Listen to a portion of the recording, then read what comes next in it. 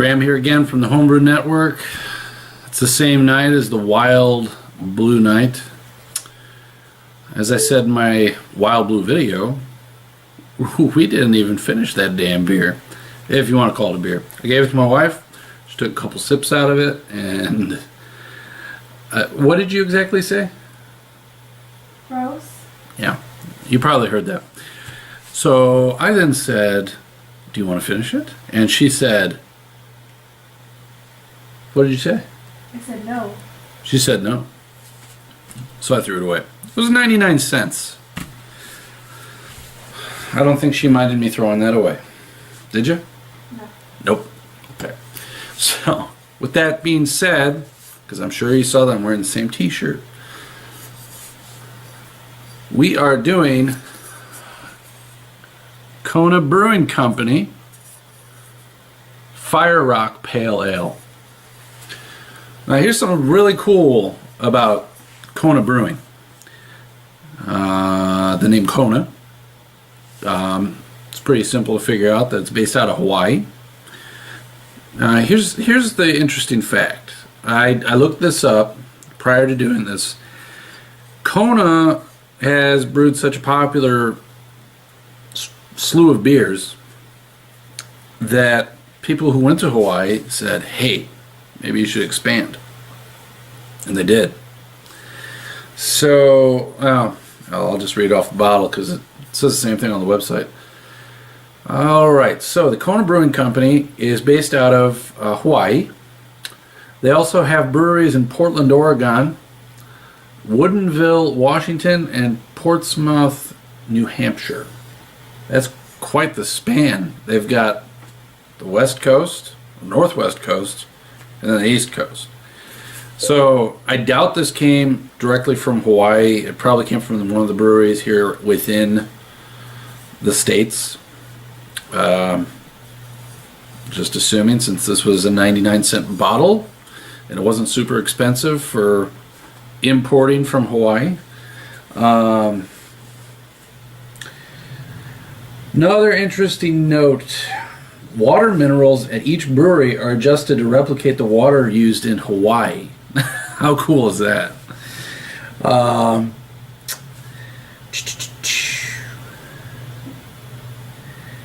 Says here that a sample of each batch of beer is sent to the main brewery in Hawaii for sensory evaluation. The brewmaster and quality assurance employees take the sample and check it out, make sure that it's being brewed correctly under the proper conditions, etc., etc. Apparently every day the main headquarters is in contact with every single brewery in the rest of the states. Now that is either some serious micromanaging or pure awesomeness. I can't tell because I don't know the employees, but it sounds like they like where they work.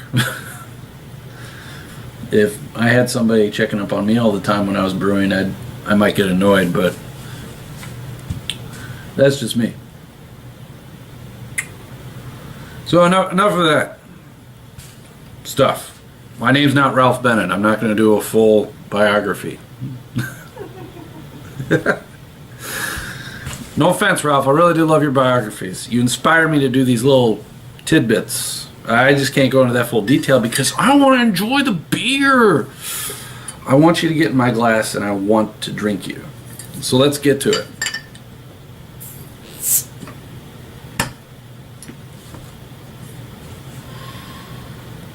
Smells like a pale ale. It's interesting. You know, I'm going to get my pale ale glass out.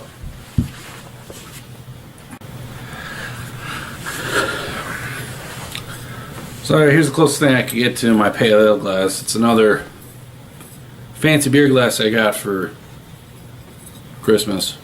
It's not the IPA glass because I'm not drinking an IPA, I'm just drinking a pale ale. So here we go. Actually, you know what? This is interesting. Hand washing is recommended. That's what the sticker says. This glass was made in Poland. Oh. Well, I screwed up the video on the pour there, but look at that. That was crystal clear. Can you see my face? Can you see it? Oh, you can't see it. That is freaky cool. All right. I'm not getting a lot of hop aroma. It's slightly there. You get a teeny bit of hop aroma, but you really smell the malt. I don't have much head. There's a thin, very thin layer of head. Plenty of carbonation. That is so weird how it shows my face like that. But it does show my chops really well. Look at that. Okay, so here we go. We got the color is a nice orange, golden. Head is white, but it's hardly there. Got the aroma.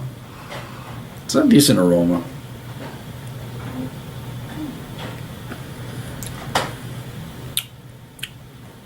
That's bitter.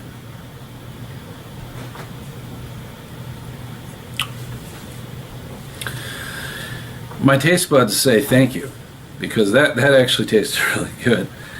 So let's do another mouthful, and this time I'll tell you what I'm tasting.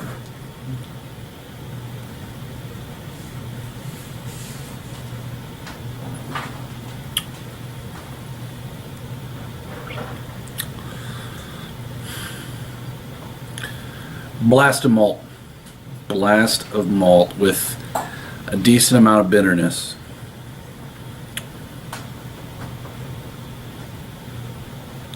Caramely. There's a roasty presence to it.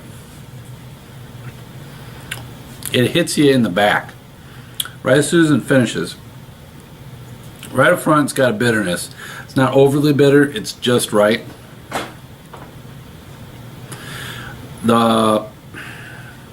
You can kind of taste the hops. They are very grassy, florally. Caramel malt with roastiness in the finish. Very heavy on the malt. That is really interesting how they got the roasty in there. I've never had a pale ale with roasted malt in it before.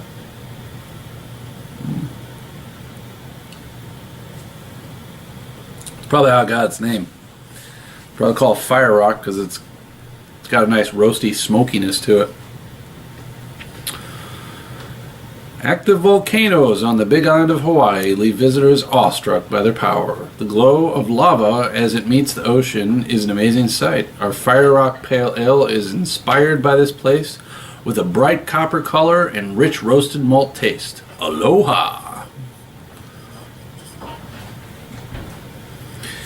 So, now that I've savored every drop of this beer for your pleasure, I do it all for you. I'll drink whatever beer you want me to drink. I'll do it for you. So, pour. You didn't see, I gave the pour about,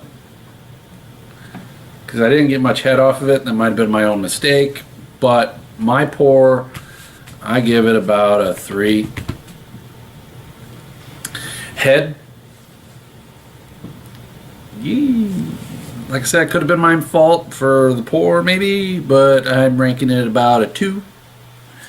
I do like the color though, so I'll bump it up to a 2.5.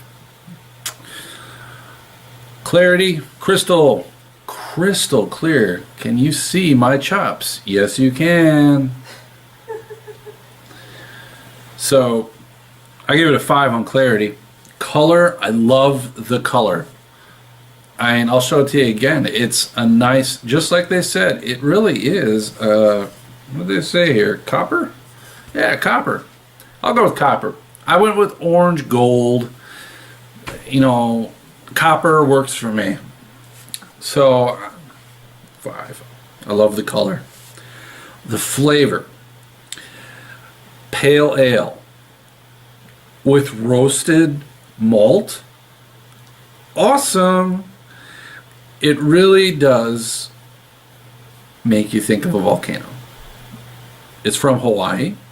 They were inspired by the volcanoes. Pale ale. Overall, I rank this beer because I know I ranked the pour and the head low, but the flavor, the clarity, the awesomeness overpowers all that. So I give it a 4 overall. Yes, I said 4. So Graham from the Homebrew Network here, saying cheers. Thanks for watching. Go ahead and grab yourself one of these guys. Enjoy it, savor it, make it last all night long.